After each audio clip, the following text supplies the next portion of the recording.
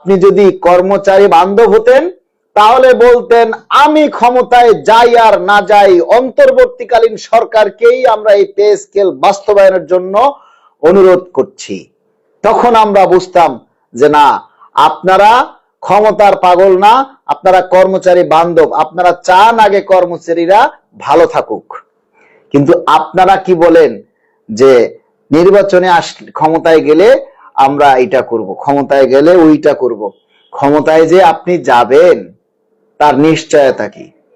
কোন লোভে আপনাকে আমি সাপোর্ট দিব? কোন আশায় আপনাকে আমি সিল মারব? সিলটা মারার পর যদি আপনি বিগড়ে যান, তাই no pay scale no seal. আপনারা সবাই এই পে স্কেলের দাবিতে আপনারা উদ্বুদ্ধ হন। আমাদের কোনো রাজনীতিবিদ দরকার নেই, আমাদের কোনো অর্থনীতিবিদের দরকার নেই, আমাদের কোনো প্রভাবশালী ব্যক্তির কথা পরোয়া করার টাইম নাই। আমরা এখন হচ্ছে এমন একটা অবস্থা, ভাত দে কাপড় দে নইলে মুখে বিষ দে, এমন একটা অবস্থা আমাদের মধ্যে চলে এসেছে। আপনাদের শরীরের মধ্যে রক্ত পানি নেই? আপনাদের শরীরের মধ্যে কি কথা বলে না? আপনাদের শরীরে কি তেজ নেই? নাকি সবাই কিছু একটা মানে হয়ে গেছেন? পুরুষের মতো আচরণ যদি করেন, আপনারা সারা বাংলাদেশ থেকে যারা আছেন সরকারি মানুষ, সরকারি কর্মচারীরা, আপনাদের ভিতরে তেজ নেই। তেজ থাকতে হবে। যদি তেজ থাকে তাহলে আগামীকাল রাস্তায় বেরিয়ে আসুন। আগামীকাল আমাদের ফাইনাল খেলা। আগামীকাল আমরা এই কর্মসূচির মাধ্যমে সারা বাংলাদেশ থেকে শুধু এই স্লোগানটা দিবেন, বাদ দে কাপড় দে নইলে মুখে বিষ দে। বাঁচার মতো বাঁচতে চাই, এই লড়াইয়ে জিততে চাই। বাঁচার মতো বাঁচতে চাই, এই লড়াইয়ে জিততে চাই। তাই সবাইকে আমরা অনুরোধ করব, আগামীকাল সবাই দয়া করে রাস্তায় নেমে আসুন, সবাই রাস্তায় বেরিয়ে আসুন। আমাদের এই পে স্কেল না নিয়ে আমরা ঘরে ফিরবো না। সেদিন প্রত্যেকের জায়গা থেকে আপনারা যারা আছেন 6 তারিখের প্রোগ্রাম নিয়ে আপনাদেরকে আমরা 4 তারিখে ইনস্ট্রাকশন দিব। আপনারা সবাই প্রস্তুতি নিয়ে রাখুন যে 6 তারিখ আপনাদের ঢাকায় আসতে হবে। আপনারা সবাই প্রস্তুতি নিয়ে রাখুন। আমরা যখন জানাবো, আমরা যখন আপনাদেরকে কেন্দ্র থেকে নির্দেশ দিব, তখন আপনারা সবাই ঝাঁপিয়ে পড়বেন এবং সবাই পরিবার নিয়ে ঢাকায় চলে আসবেন ইনশাআল্লাহ। আপনারা সবাই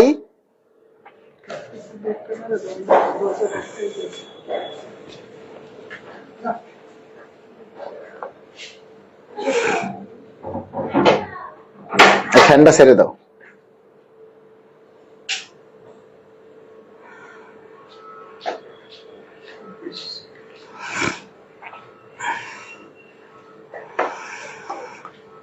বাংলাদেশ সরকারি কর্মকর্তা কর্মচারী কল্যাণ সমিতি আমাদের তারুণ্যের জয়, তারুণ্যের শক্তি নিয়ে আমরা এই সংগঠন করেছি।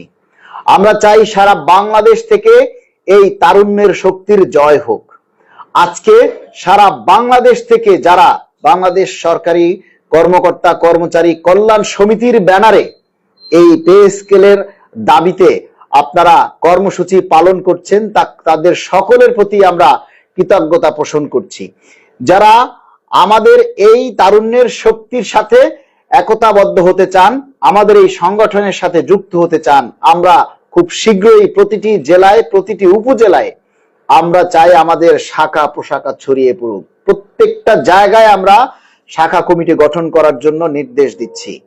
প্রতিটি জেলায়, প্রতিটি উপজেলায়, প্রতিটি দপ্তরে বাংলাদেশ সরকারি কর্মকর্তা কর্মচারী কল্যাণ সমিতির শাখা কমিটি বা আহ্বায়ক কমিটি গঠন করার জন্য আমি বাংলাদেশ সরকারি কর্মকর্তা কর্মচারী কল্যাণ সমিতির আহ্বায়ক হিসেবে আমরা অনুরোধ রাখছি।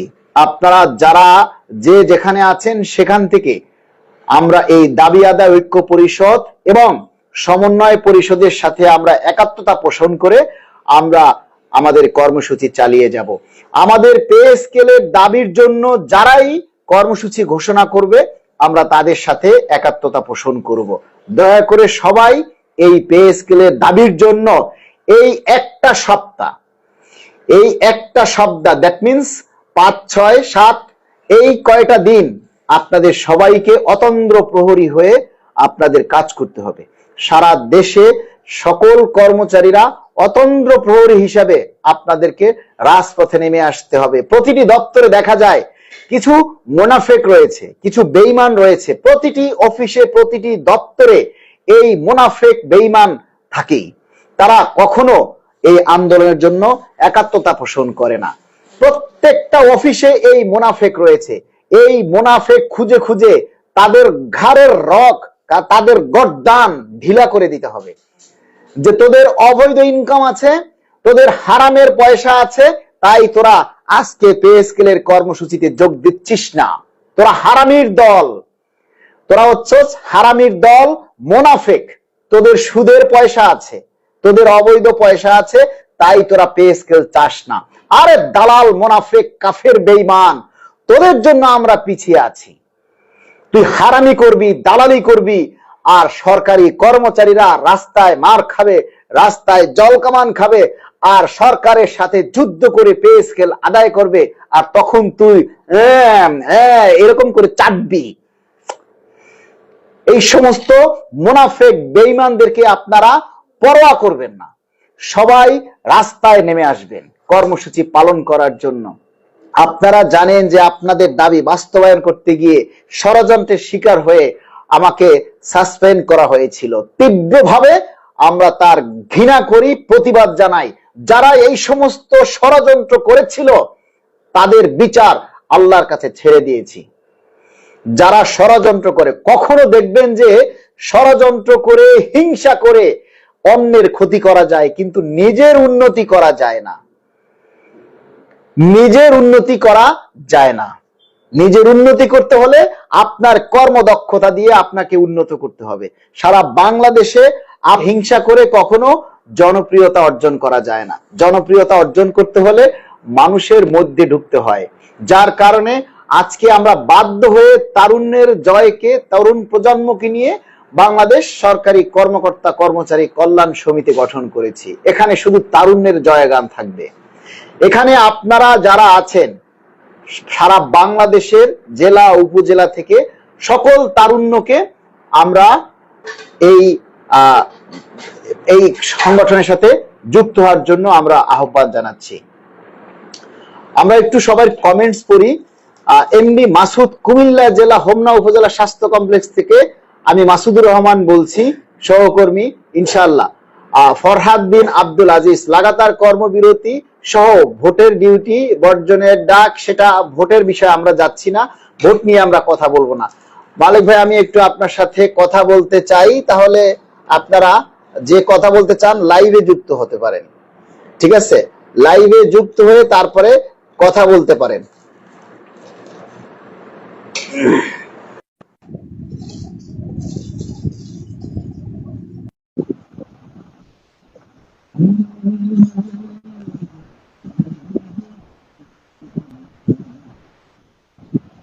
মালিক ভাই শুনতে পাচ্ছেন? হ্যাঁ, শুনতে পাচ্ছি। আসসালামু আলাইকুম, ভালো আছেন? ওয়ালাইকুম আসসালাম, আলহামদুলিল্লাহ ভালো আছি। মালিক ভাই, আমরা আলহামদুলিল্লাহ তো আবার বলা যাবে না, তাহলে তো আবার অনেক নেতার গা জ্বলে যে আলহামদুলিল্লাহ বলা যাবে না। আলহামদুলিল্লাহ বললে নাকি আবার সমস্যা হয়, অনেক কিছু হয় আর কি। কিন্তু আমরা সর্বক্ষেত্রে আলহামদুলিল্লাহ বলি, আল্লাহ শুকরিয়া আদায় করি। প্রত্যেকটা কাজের জন্য আল্লাহ শুকরিয়া আদায় করতে হবে। কি অবস্থা সাজ্জাদ? এই তো আছি আলহামদুলিল্লাহ ভালো। মালিক ভাই, আমরা দেখতে পাচ্ছি যে ফাইনাল খেলা কিন্তু আগামীকালকে, কিন্তু আজকে যে সেমিফাইনাল খেলা সারা দেশের কর্মচারীরা দেখালো, আন্দোলন কিন্তু তীব্রভাবে জমে গেছে। আমরা দেখেছি রাজশাহীতে ডিসি অফিস ঘেরাও করা হয়েছে, যে বলেছে তারা কিন্তু বলেছে যে সবার আগে পে স্কেলের প্রজ্ঞাপন, তারপরে হবে নির্বাচন। সেই সাথে আমরা দেখেছি ঢাকাতে তীব্র আন্দোলন আজকে হয়েছে। তো সবকিছু মিলিয়ে সারা বাংলাদেশের আনাচে কানাচে পে স্কেলের যে তীব্র আন্দোলন, সেটা কিন্তু ছড়িয়ে পড়েছে। আর এই আন্দোলনে কিন্তু আপনাদের ভূমিকা মানে কখনোই আমরা স্বীকার করে প্রশংসা করে শেষ করতে পারবো না, যেখানে আপনি মালিক ভাই এবং আশিকুর রহমান ভাই আপনারা যেভাবে অনলাইনে সারা বাংলাদেশের আনাচে কানাচে আন্দোলনটি ছড়িয়ে দিয়েছেন, আপনাদের কল্যাণে কিন্তু আমরা দেখেছি আন্দোলনের তীব্রতা বৃদ্ধি পেয়েছে। এবং আজকে কিন্তু একটি কর্মচারীদের একটি ঐতিহাসিক দিন ছিল, তা সেটা আমরা বলতেই পারি, কারণ আমরা দেখেছি সারা দেশে কিন্তু স্বতঃস্ফূর্ত ভাবে সবাই কিন্তু এই আন্দোলনে অংশগ্রহণ করেছে। আমরা দেখেছি হসপিটালের নার্সেরা তারা কিন্তু আমাদের সাথে যুক্ত হয়েছে, সরকারি বিভিন্ন কর্মকর্তারা যুক্ত হয়েছে। তো সবকিছু মিলিয়ে কিন্তু দুর্দান্ত একটি আন্দোলন। এই মুহূর্তে যদি আগামীকালকে যদি বড় ধরনের একটা ধাক্কা দেওয়া যায়, তাহলে কিন্তু হয়তো আমাদের যে কাঙ্ক্ষিত প্রাণের দাবি, আমাদের 11 বছরের অপেক্ষার যে অবসান, সেটা হয়তো করতে পারে নবম পে স্কেল বাস্তবায়নের মাধ্যমে। তো এই ব্যাপারে মালিক ভাই আমরা আরো কিছু জানতে চাই আপনার কাছ থেকে, যে আগামীকালকে আসলে আমাদের আরো কিভাবে সরকারকে ধাক্কা দেওয়া উচিত। ধন্যবাদ। আমার কাছে যতটুকু খবর এসেছে ইনশাল্লাহ ভালো কিছু হবে, কিন্তু আমাদের আগামীকালকে এবং আগামীকাল পরশু 5 তারিখ পর্যন্ত আমাদের এই কর্মসূচিটাকে আরো বিশাল গতিতে জাগাতে হবে, যেভাবে আজকে সারা বাংলাদেশ থেকে বিশেষ করে ইসলামিক ফাউন্ডেশন ব্যাপক সাড়া দিয়েছে। ইসলামিক ফাউন্ডেশন থেকে, কবি নজরুল বিজ্ঞান বিশ্ববিদ্যালয় থেকে, তারপরে ঢাকা মেডিকেল থেকে, এরকমের অসংখ্য জায়গা রয়েছে, সব জায়গার নামগুলি আসলে বলতে পারবো না। আমরা দেখেছি প্রত্যন্ত অঞ্চল যে একেবারে উপজেলা পর্যায় থেকে আমাদের সাথে পটুয়াখালীর বাউফল থানার আমাদের বাংলাদেশ সরকারি কর্মকর্তা কর্মচারী কল্যাণ সমিতির যুগ্ম আহ্বায়ক শাহাবুদ্দিন মুন্সি সাবু ভাই আমাদের লাইভে যুক্ত আছেন। অতিথি হিসাবে তিনিও, তার মুখ থেকে আমরা শুনবো পটুয়াখালীর খবর। আর এর আগে আমি বলতে চাই, আগামীকাল কি যারা আজকে লাইভটা দেখছেন সবাইকে বলবো, আপনারা প্রচারের স্বার্থে লাইভটা শেয়ার করুন ভাই। আপনারা পে স্কেল চান, আজকে আমাদের এই যে লাইভে কিন্তু কোনো গার্মেন্টস এর লোক নেই, এখানে কিন্তু কোনো প্রাইভেট সেক্টরের লোক নেই, আপনারা যারা আছেন সবাই সরকারি লোক। সরকারি লোক হয়ে আপনারা একটা লাইভ শেয়ার করতে আপনাদের এত কষ্ট লাগে কেন? 1100 মানুষ লাইভে আছেন, এটা কি চিন্তা করা যায়? এটা কি ছোট্টখাটো কথা? 1100 মানুষ লাইভ দেখতেছেন সারা বাংলাদেশ থেকে, অথচ সারা বাংলাদেশে 22 লক্ষ কর্মচারী। আপনারা যদি প্রত্যেকে লাইভ শেয়ার করেন, প্রত্যেকে আমাদের দাবির কথাগুলি প্রচার করেন, আজকে এই যে এত ব্যাপক আন্দোলন সারা বাংলাদেশ জেগে উঠেছে, এদের কানে খবরটা পৌঁছে দিয়েছে কি?